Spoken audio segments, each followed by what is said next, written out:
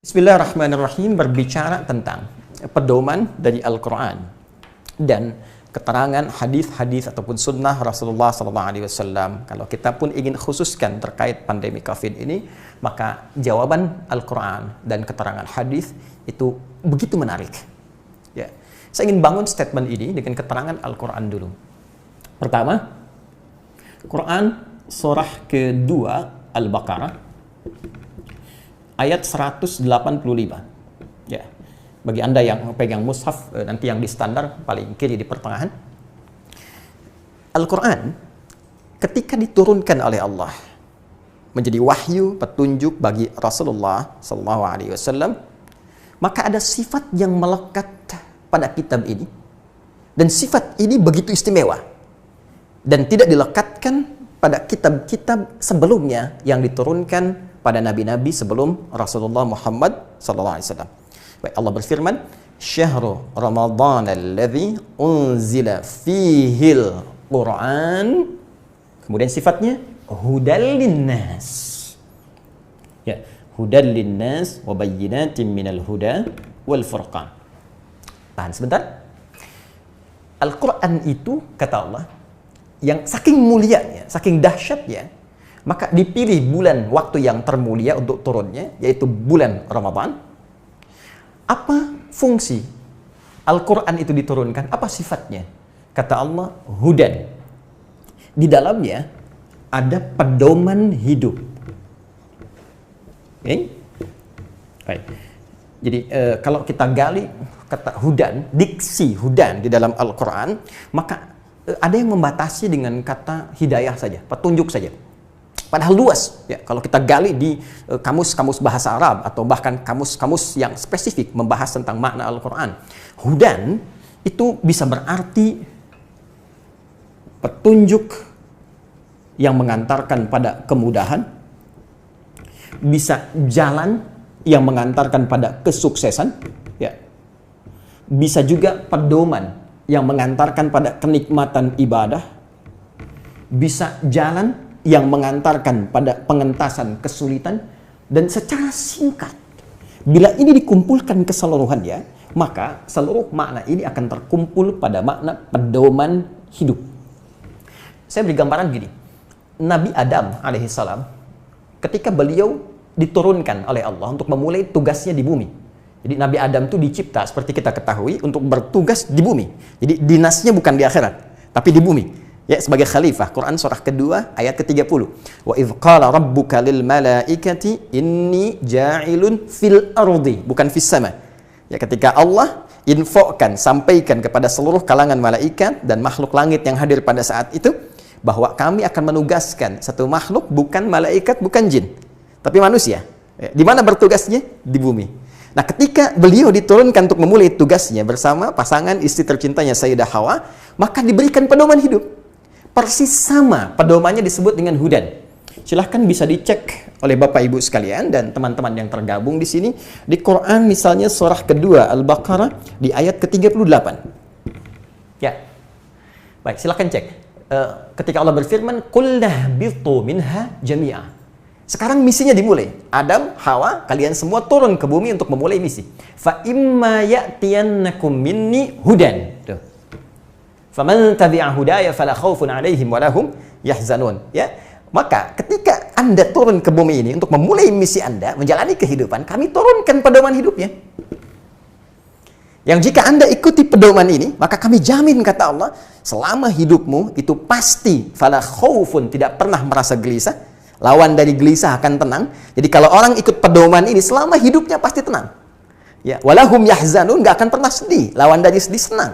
Jadi hidup di dunia ini ketika Allah turunkan untuk beraktivitas, ada jaminan kesenangan. Ada jaminan ketenangan dengan syarat ikuti pedoman ini.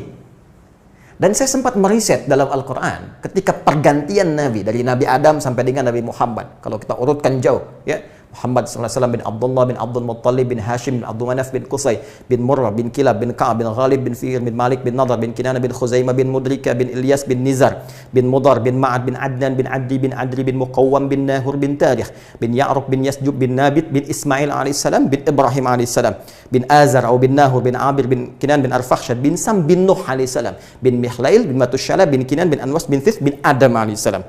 Kalau kita riset dari zaman Nabi Adam sampai ke Nabi Muhammad, ternyata semua sifat kitab yang diberikan kepada setiap nabi dan rasul untuk membimbing umat di setiap eranya, itu senantiasa disifati dengan kalimat hudan. Saya ambil contoh Nabi Musa, ya, alaihissalam. Satu lagi, ketika Nabi Musa diberikan kitab Taurat itu kan, Torah, ya, apa sifat yang menyertainya? Buka Quran surah ke-17, ya, Al-Isra di ayat yang kedua. Wa ataina Musal kitabah, dan kami berikan kepada Musa kitab namanya Taurah, ya, Quran surah ke-3 Ali Imran ayat yang ketiga. Nazzala 'alaikal kitaba bil haqqi musaddaqan lima baina yadayhi wa anzalat Taurat, ya, namanya Taurah. Kembali ke Quran surah 17 ayat kedua. Wa ataina Musal kitaba wa ja'alnahu hudal li bani Israil. Ketika kami turunkan kitab ini, Taurah ini, apa sifatnya? Pedoman hidup. Ya, hudan.